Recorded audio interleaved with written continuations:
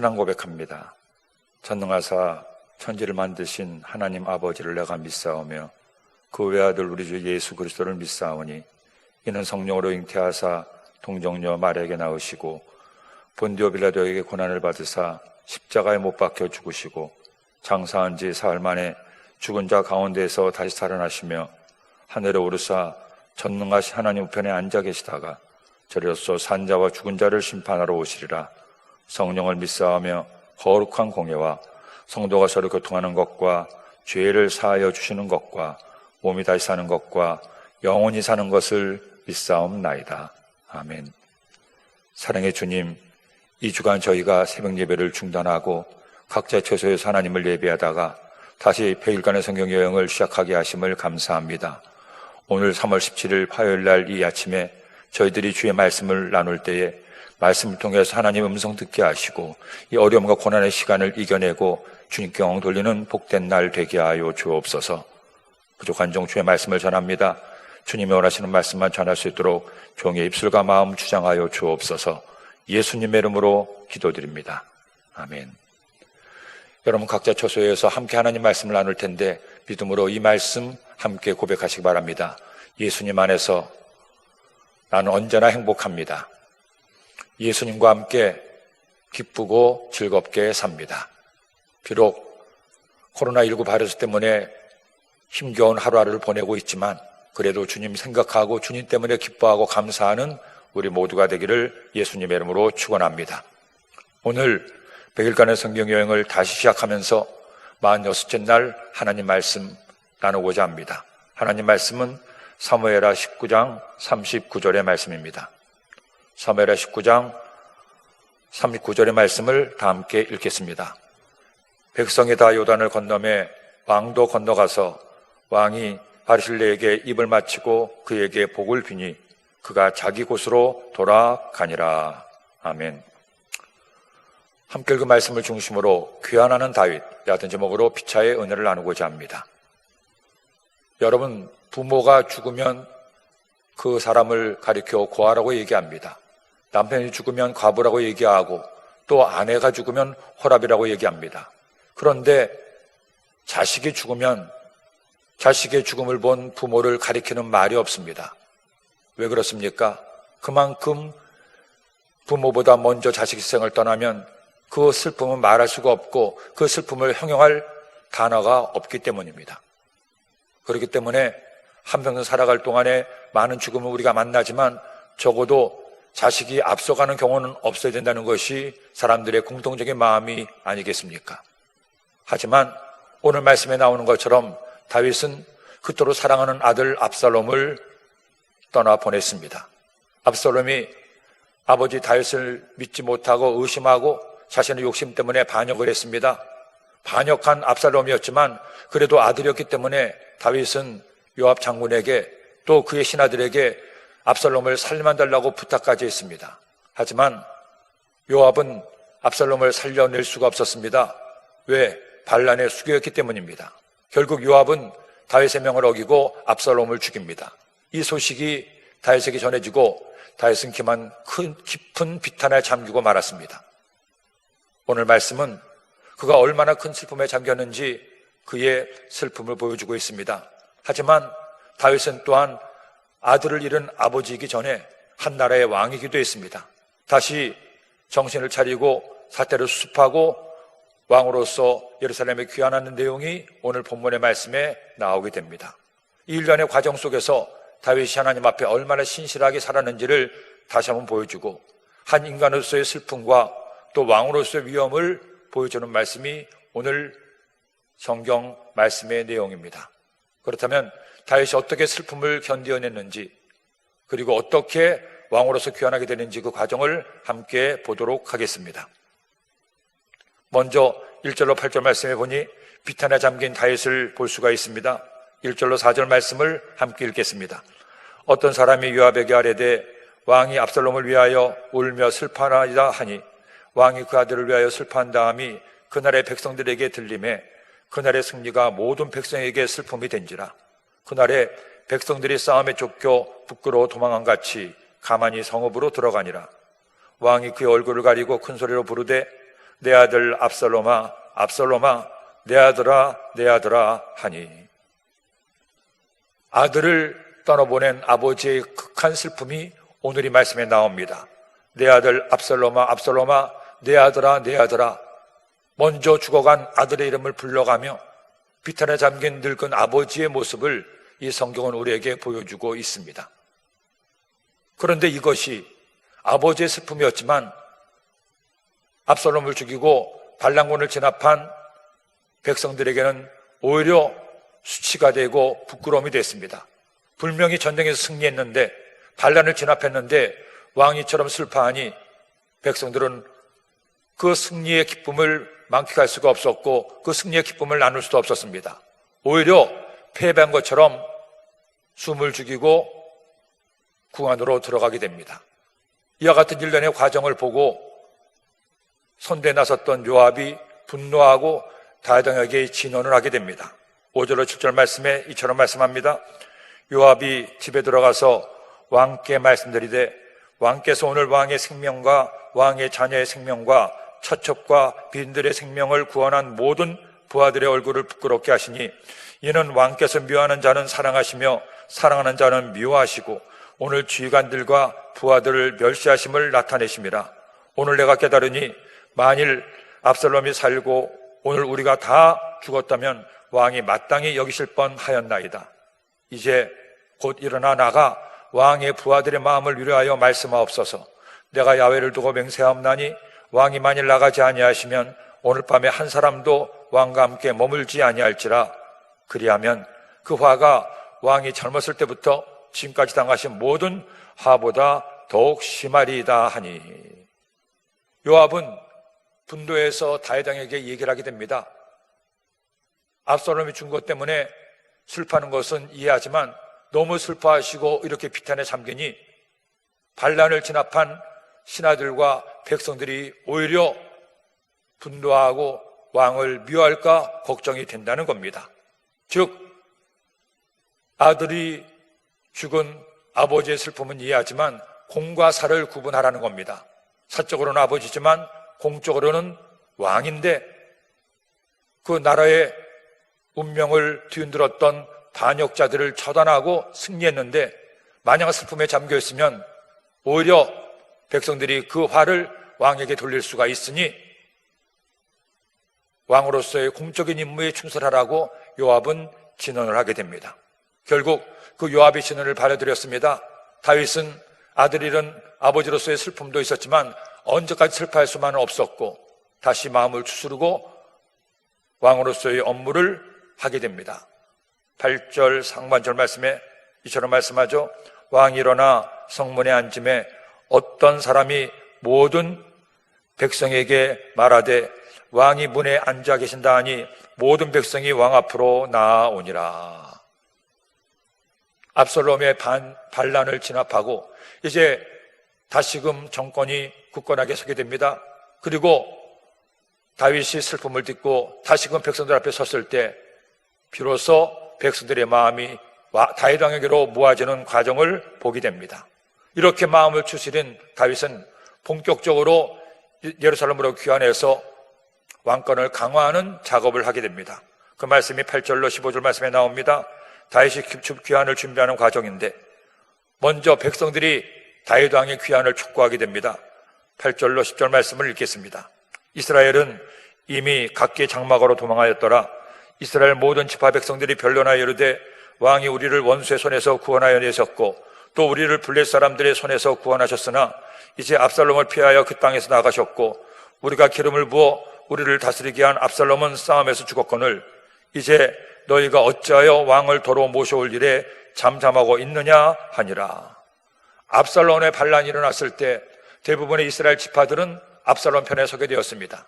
하지만 유다 지파만큼은 굳건하게 다윗 왕을 지켰고 결국 그 전투에서 이스라엘 지파가 앞세웠던 압살롬도 죽음을 당하고 결국 유다 지파가 굳건하게 지켰던 다윗 왕이 승리를 하게 됩니다. 이렇게 승리하고 나자 다시금 이들이 다윗 왕으로 하나가 되고자 하는 모습이 오늘 말씀에 나오게 됩니다. 반란이 진압되었으니 다시금 다해당을 중심으로 해서 굳게 뭉치자고 서로가 서로를 건면하고 촉구하게 됩니다.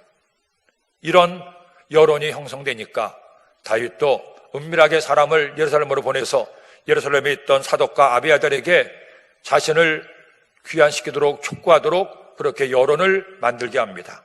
그 내용이 11절로 13절에 나옵니다. 읽겠습니다. 다윗왕이 사독과 아비아달 두 제사장에게 소식을 전하여 이르되 너희는 유다 장로들에게 말하여 이르기를 왕의 말씀이 온 이스라엘이 왕을 왕궁으로 도로 모셔오자 하는 말이 왕께 들렸거늘 너희는 어찌하여 왕을 궁으로 모신 일에 나중에 되느냐? 너희는 내 형제여 내 고리교원을 너희는 어찌하여 왕을 도로 모셔오는 일에 나중에 되리요 하셨다 하고 너희는 또 아마새에게 이르기를 너는 내 고륙이 아니냐? 내가 요압을 이어서 항상 내 앞에서 지휘관이 되지 아니하면 하나님이 내게 벌 위에 벌 위를 내리시기를 바라노라 하셨다라 하여. 다윗편에 섰던 사독과 아비아달 그리고 아마사 장군에게 왕의 귀환을 촉구하도록 은밀하게 산을 보내서 이제 여론을 만들게 됩니다. 왜? 스스로 자신의 머리를 깎을 수 없기 때문에 이렇게 백성들을 자신의 편으로 끌어들일 수 있도록 사독과 아비아달, 아마사에게 왕을 귀환하도록 여론을 만들게 하는 것입니다. 그때나 지금이나 사실 정치에 있어서 여론은 굉장히 중요합니다. 민심은 천심이라고 그 민심이 어디에 있느냐에 따라서 왕정 국가였던 그 당시 다윗왕조차도 그 민심을 여론을 만들기 위해서 이렇게 사람들을 시켜서 새롭게 다윗왕을 중심으로 뭉치도록 여론을 만들어가는 과정을 볼 수가 있습니다. 그러자 사독과 아비아달도 아마사도 그 다윗왕의 말에 따라서 사람들을 모아서 다시 한번 다윗왕을 빨리 예루살렘으로 들어올 수 있도록 여론을 만들어가게 됩니다. 14절로 15절 말씀, 모든 유다 사람들의 마음을 하나같이 기울게 하며 그들이 왕께 전가를 보내어 이르되 당신께서는 모든 부하들과 더불어 돌아오소서 한지라. 왕이 돌아와 요단의 이름에 유다 족속이 왕을 맞아 요단을 건너가게 하려고 길갈로 오니라. 결국 먼저 유다 사람들이 마음을 하나가 되어서 왕을 귀환할 수 있도록 부탁을 하게 됩니다. 다윗왕을 돌아오게 하는 여론이 형성이 된 것입니다. 지금도 우리나라나 세계 모든 나라들이 그 나라를 이끌어가는 정치를 하기 위해서 열심히 노력들을 하고 있습니다. 하지만 이 정치라는 것이 쉽지가 않습니다. 왜냐하면 모든 사람들의 마음이 다 하나 같지 않기 때문에 어떤 일을 하든 그 일을 칭찬하는 사람이 있고 찬성하는 사람이 있는가 하면 그 일을 반대하고 싫어하는 사람들이 있습니다. 그래서 이렇게 칭찬하는 사람, 반대하는 사람의 마음을 함께 얻어나가고 좀 더 많이 얻는 것이 결국 정치의 가장 중요한 일이라고 할 수가 있을 겁니다. 박정희 대통령이 5.16 군사 쿠데타 이후로 정권을 잡게 되었습니다. 그 당시 우리나라는 6.25 전쟁 이후로 폐허가 되어버리고 세계에서 가장 못 사는 나라 중에 하나였습니다. 자원도 없었고 돈도 없었고 기술도 없었습니다. 그래서 그 당시에 여론의 양당을 알아차린 박정희 대통령이 내걸었던 것이 잘 살아보세, 우리도 한번 잘 살아보세, 그 캐치프레이즈를 걸고 제1차 경제개발 5개년 계획, 제2차 경제개발 5개년 계획, 모든 국민이 잘 먹고 잘 사는 나라를 만들기 위해서 온 힘을 다 기울였습니다.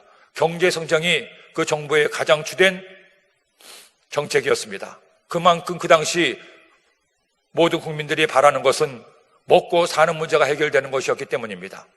그렇게 모든 국민을 하나의 희망으로 모아서 함께 정치를 해나갔을 때 국민들이 함께 힘을 합쳐서 마침내 위대한 한강 기적을 만들어냈습니다.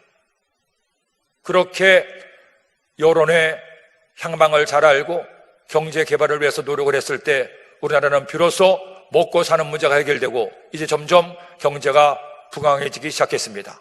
더구나 그 당시 박정희 대통령이 중대한 결정을 내려서 경공업 국가에서 중공업 국가로 과감하게 전환을 꾀하고 포항제철을 만들고 자동차 산업을 육성했고 또 기업들도 거기에 발맞추어서 중화공업에 최선을 다했을 때 오늘날의 위대한 경제적 기적을 이루어낼 수가 있었습니다. 거기까지는 좋았는데 박정희 대통령이 재선에 성공하고 3선 개헌을 하고 그리고 급기야 10월 유신까지 하면서 정책으로 악수를 두게 됩니다. 그러자 여론도 민심도 대통령에게 등을 돌리게 되고 결국 1979년 10월 26일 날 11억의 비극이 일어나게 되었습니다. 만일 박정희 대통령이 그 여론의 향방을 잘 알아서 재선까지 하고 물려줬다면 오늘까지 존경 많은 대통령으로 될 수가 있을 텐데 그의 후반부에 그만 민심을 도외시하고 자신의 어떤 욕구를 채우자 하다가 비참한 최후를 맞이하게 되었습니다. 한국 역사의 안타까운 일이 아닐 수가 없습니다. 다해당이 뛰어났던 것은 그는 언제나 백성들의 마음을 하나로 모으는데 힘을 썼고 그렇게 백성들의 생각과 마음에 따라서 모든 일을 이루어냈기 때문입니다. 오늘 말씀도 다해당이 그냥 백성들의 생각과 상관없이 자기 마음대로 예루살렘으로 귀환하고 내가 왕이라고 했다면 또 백성들의 마음이 나뉘어질 수가 있었습니다. 하지만 이와 같이 백성들의 마음을 하나로 모은 다음에 그가 반응하고 행동했을 때 왕으로서의 위엄을 갖출 수가 있었고 또 모든 일을 잘 진행해 나갈 수가 있었습니다. 결국 이와 같이 귀환을 대한 민심을 다 조정한 다음 드디어 다윗왕이 예루살렘으로 귀환을 하게 됩니다. 그 귀환 과정에서 다윗이 만난 사람들의 면면이 16절로 39절 말씀에 나옵니다. 먼저 피난 시절에 다윗을 저주한 시므이가 용서를 청하게 됩니다. 16절로 20절 말씀을 읽겠습니다. 바후림에 있는 베냐민 사람 게레아 아들 시므이가 급히 유다 사람과 함께 다윗왕을 맞으러 내려올 때에 베냐민 사람 1000명이 그와 함께하고 사울 집안의 종 시바도 그의 아들 15과 종 20명과 더불어 그와 함께하여 요단강을 밟고 건너 왕 앞으로 나오니라. 왕의 가족을 건너가게 하며 왕이 좋게 여기는 대로 쓰게 하려 하여 나룻배로 건너가니 왕이 요단을 건너가게 할 때에 게레아 아들 스미가 왕 앞에 엎드려 왕께 아뢰되 내 주여 원하건대 내게 죄를 돌리지 마옵소서. 내 주 왕께서 예루살렘으로서 나오시던 날에 종의 패역한 일을 기억하지 마시오며 왕의 마음에 두지 마옵소서. 왕의 종 내가 범죄한 줄 9개 오늘 요셉의 온 족속 중 내가 먼저 내려와서 내 주 왕을 영접하나이다 하니. 압살롬의 반란 소식을 듣고 다윗왕이 놀라서 황급하게 예루살렘에서 피신하게 됩니다. 그때 사무엘의 16장 5절 이하의 말씀에 보니까 시므이가 그 다윗왕을 저주합니다. 사울왕을 멸망하게 한 장본인이 너기 때문에 너도 이렇게 아들에게 배신을 당하고 쫓겨가는구나. 너의 인생은 끝났다 하고 저주하는데 그냥 저주하는 것이 아니라 다윗왕을 쫓아가며 계속 저주합니다. 그때 다윗은 그 시므이를 죽이려 하는 부하들을 긋고 말리고 그를 살려줍니다. 그런데 그 시므이가 이제 왕이 다시 정권을 잡고 예루살렘으로 귀환하려고 하는데 제일 먼저 앞장서서 죄를 청하는 겁니다. 용서를 구합니다. 왜? 자신이 저지른 일이 있기 때문에. 어느 면에서 보면 상당히 뻔뻔한 사람입니다. 그렇게 저주하고 욕해놓고 이제 와서 용서해달라고 하니. 그럼에도 살아남기 위해서 체면 불구하고 시므이는 자신을 살려달라고 제일 먼저 다윗왕 앞에 와서 무릎을 꿇습니다. 그러자 그 모든 사연을 알던 아비새 장군이 시므이를 죽일 것을 다윗왕에게 철하게 청하게 됩니다. 21절 23절 말씀. 수레의 아들 아비새가 대답하여 이르되 시므이가 야훼의 기름 부으신 자를 저주하였으니 그로 말미암아 죽어야 마땅하지 아니하시니까 하니라. 다윗이 이르되 수레의 아들들아 내가 너희와 무슨 상관이 있게 너희가 오늘 나의 원수가 되느냐? 오늘 어찌하여 이스라엘 가운데에서 사람을 죽이겠느냐? 내가 오늘 이스라엘의 왕이 된 것을 내가 알지 못하려 하고 왕이 시므이에게 이르되 내가 죽지 아니하리라 하고 그에게 맹세하니라. 다윗은 시므이를 죽이라는 그 아비새의 말을 듣고 어떻게 얘기합니까? 아비스는 요압의 동생이었죠. 요압도 그렇고 아비스도 그렇고 물론 군인이 되기도 하지만 그들은 성정이 급하고 그리고 잔인한 성품을 가지고 있었습니다. 그러기에 아비스 역시 다윗에게 시므이를 죽일 것을 청합니다. 하지만 다윗을 보십시오. 다윗은 그렇게 자신을 저주고 욕한 시므이를 두 번째로 또 살려줍니다.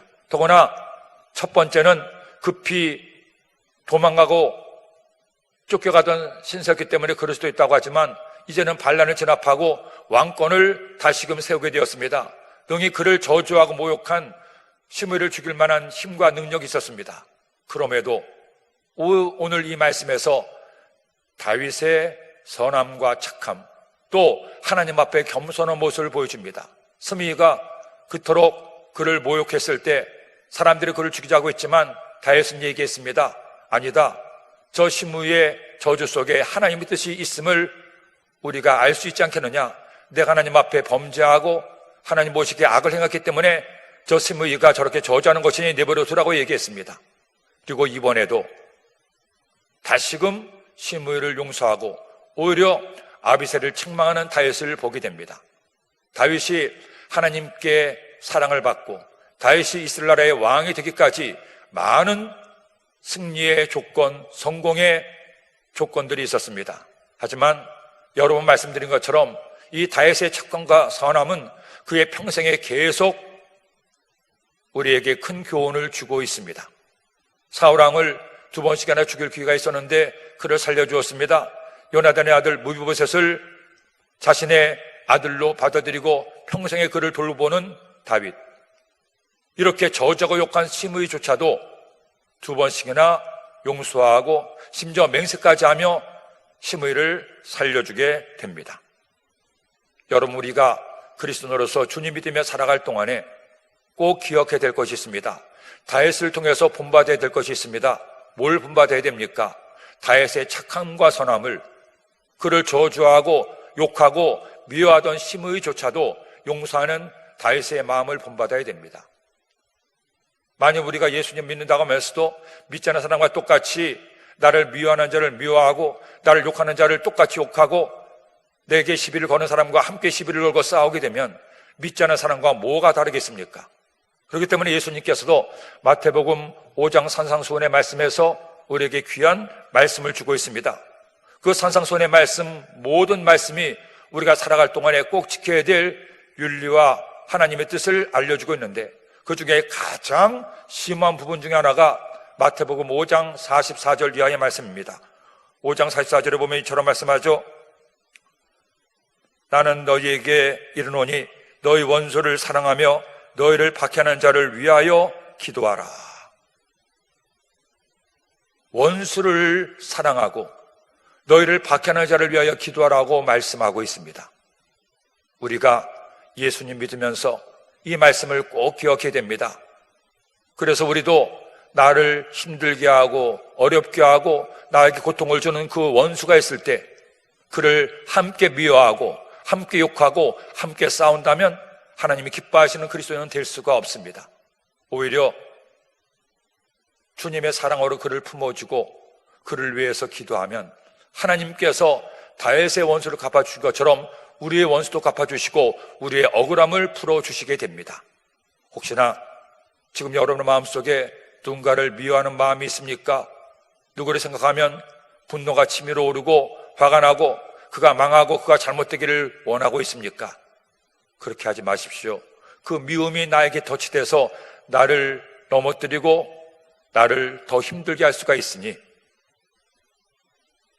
우리가 용서하기는 어렵다 하더라도 미워하지 말고 하나님 앞에 기도하는, 그래서 진정으로 주님의 모습을 닮아서 원수마저도 용서하고 사랑하는 우리 모두가 되기를 예수님의 이름으로 축원합니다.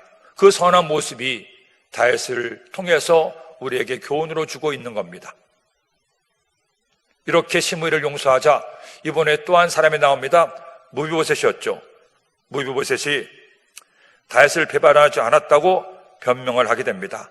24절 말씀 한 절만 읽겠습니다.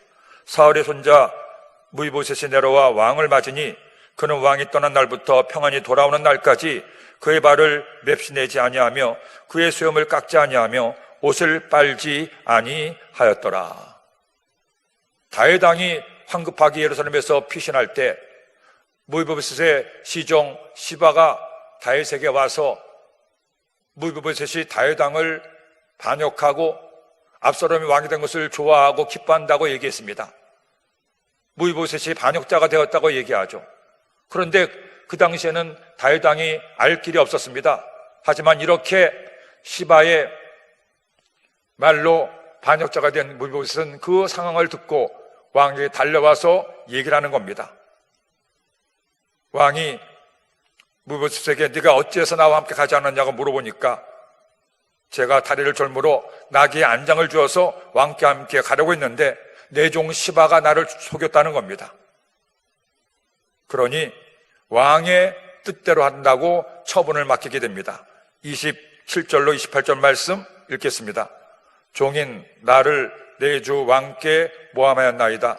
내 주 왕께서는 하나님의 사자와 같으시니 왕의 처분대로 하옵소서. 내 아버지 온 집이 내 주 왕 앞에서는 다만 죽을 사람이 되지 아니하였나이까. 그러나 종을 왕의 상에서 음식 먹는 자 가운데 두셨사오니 내가 아직 무슨 공의가 있어서 다시 왕께 부르짖을 수 있사오리까 하니라. 서로 말이 다른 겁니다.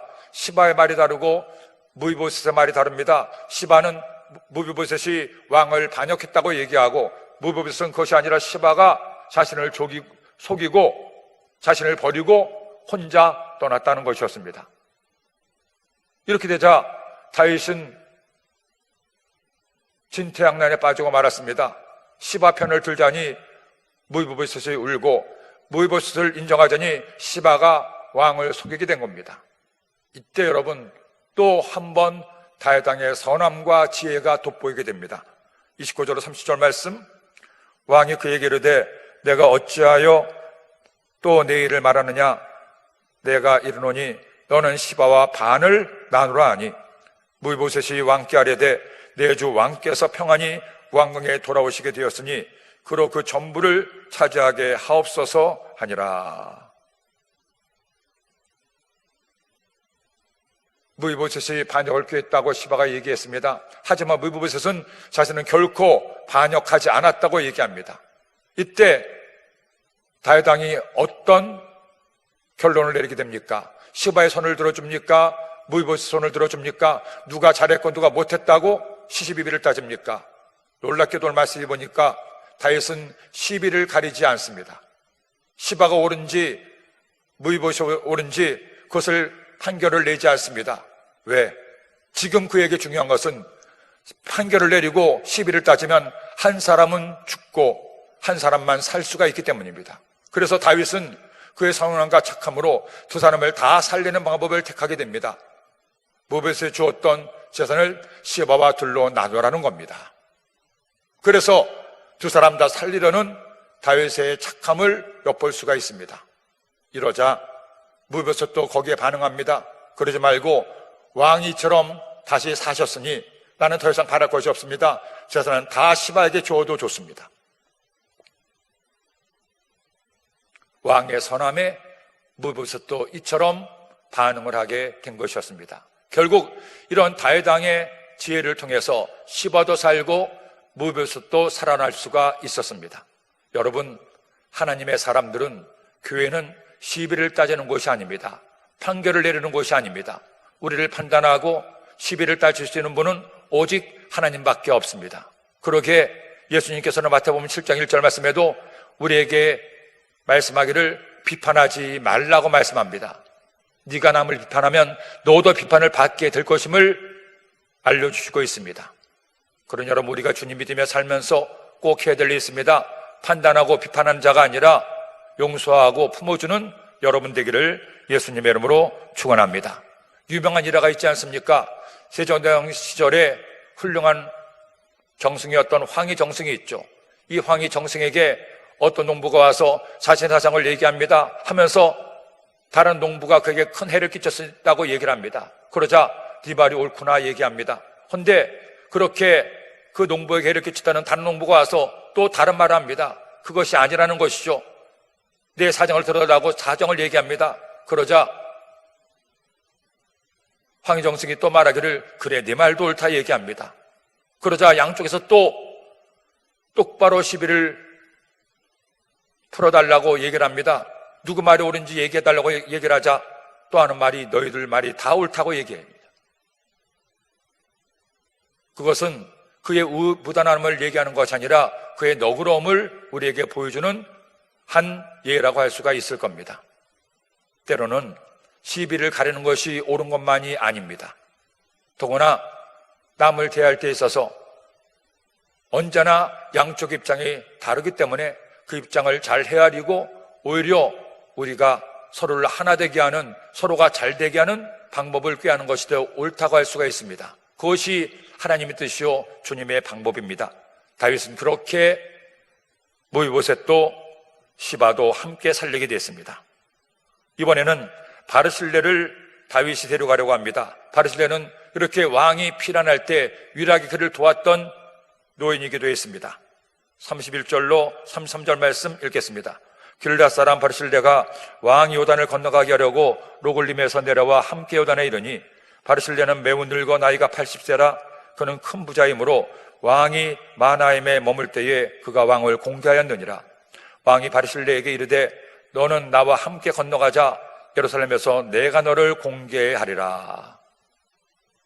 너무나 고마웠던 다윗 왕이 그를 도왔던 바르실레를 함께 예루살렘으로 올라가자고 합니다. 그에게 큰 상을 베풀기 위해서였죠.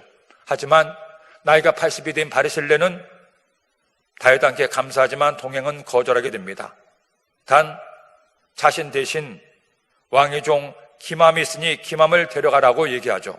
37절 말씀만 읽도록 하겠습니다. 청하건대 당신의 종을 돌려보내옵소서. 내가 내 고향 부모의 묘 곁에서 죽으려 하나이다. 그러나 왕의 종 기맘이 여기 있사오니 청하건대 그가 내 주 왕과 함께 건너가게 하시고 왕의 처분대로 그에게 베푸소서 하니라. 여러분 다윗을 보십시오.